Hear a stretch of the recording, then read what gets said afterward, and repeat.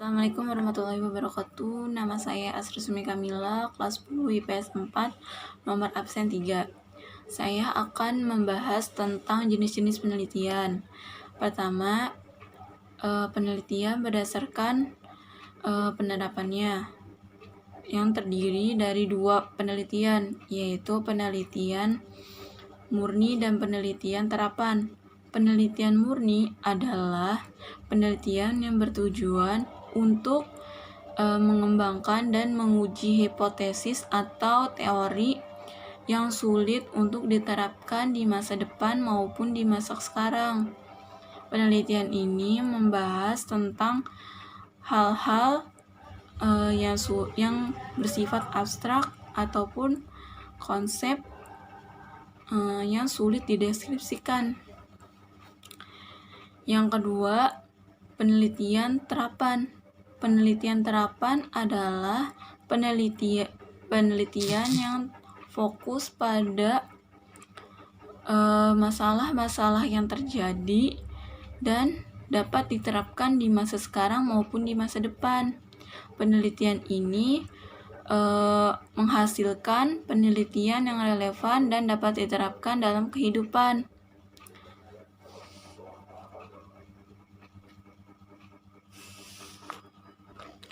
Yang kedua, penelitian berdasarkan jenis data dan analisisnya, yang itu dibagi menjadi 2, yaitu penelitian kualitatif dan penelitian kuantitatif.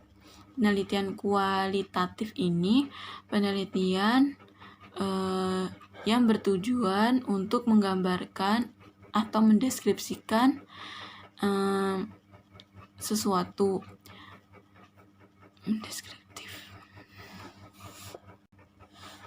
Penelitian kualitatif. Penelitian kualitatif ini penelitian yang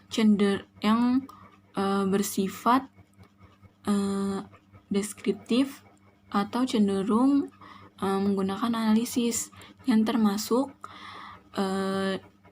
data kualitatif seperti gambar, skema, pernyataan, atau indeks tertentu. Penelitian ini menghasilkan atau membahas pendapat, terusnya responden, dan setuju atau tidak setuju, puas atau tidak puas, dan buruk atau baiknya suatu pelayanan tertentu.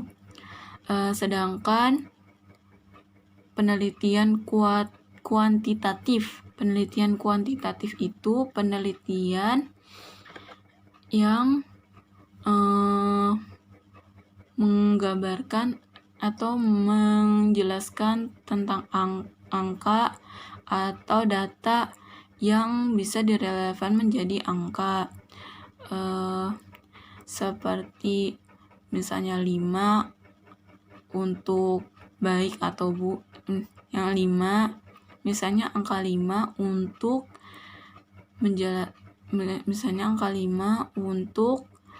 sangat baik, terusnya 4 untuk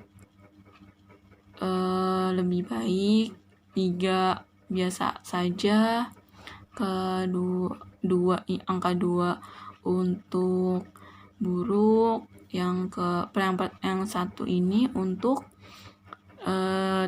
sangat buruk. Nah, penelitian ini terdiri dari 2 data, yaitu data diskrit dan data kontinum. Data diskrit data yang memperoleh hasil dari menghitung atau membilang. Lalu data kontinum ini data yang menjelaskan atau mengukur suatu data.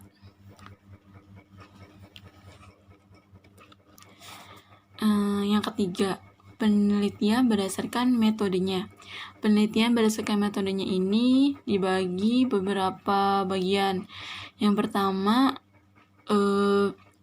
penelitian sejarah atau penelitian histori. Penelitian ini difokuskan untuk menyelidiki, menjelaskan, dan memahami suatu keadaan yang telah terjadi atau yang telah dilalui. Yang kedua, penelitian survei. Penelitian survei ini dilakukan oleh besar atau kecilnya populasi tersebut, tetapi data yang dipelajari adalah data yang diambil sampelnya dari populasi tersebut. Yang ketiga,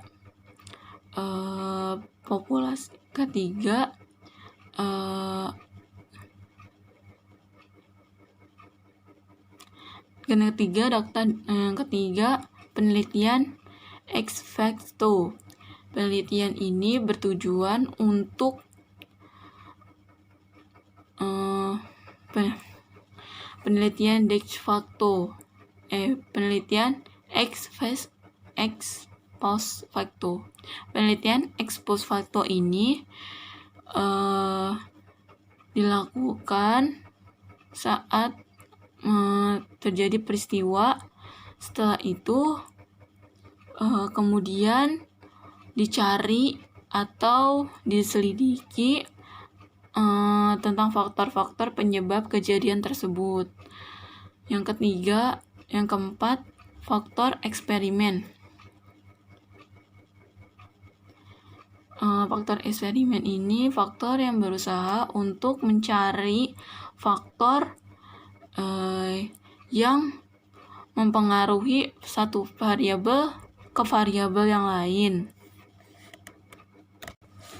Yang kelima, penelitian evaluasi. Penelitian evaluasi ini bertujuan untuk mengambil keputusan. Yang keenam,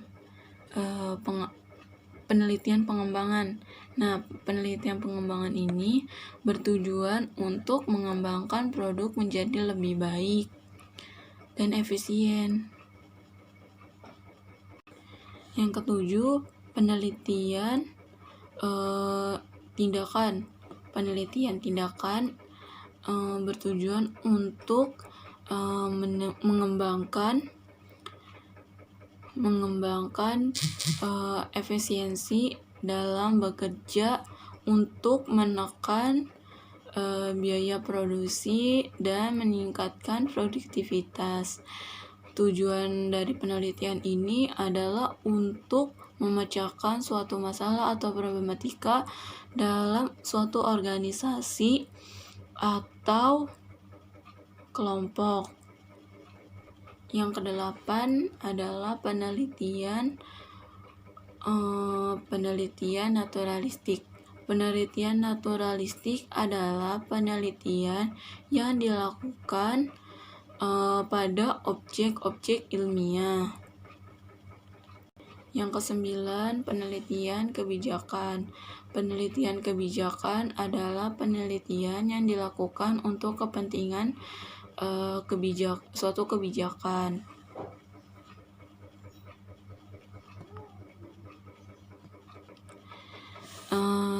Yang keempat, penelitian berdasarkan eksplanasi.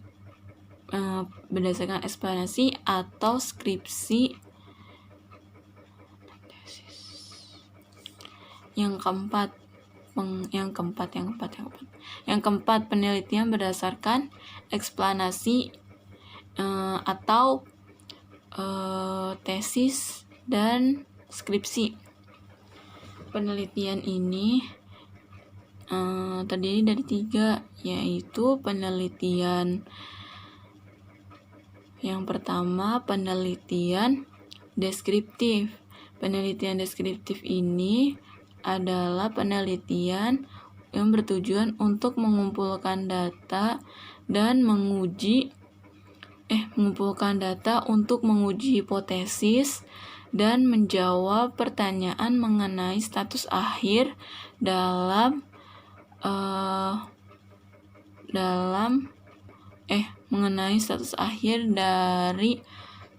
status penelitian, mengenai status akhir dari subjek penelitian. 2. Penelitian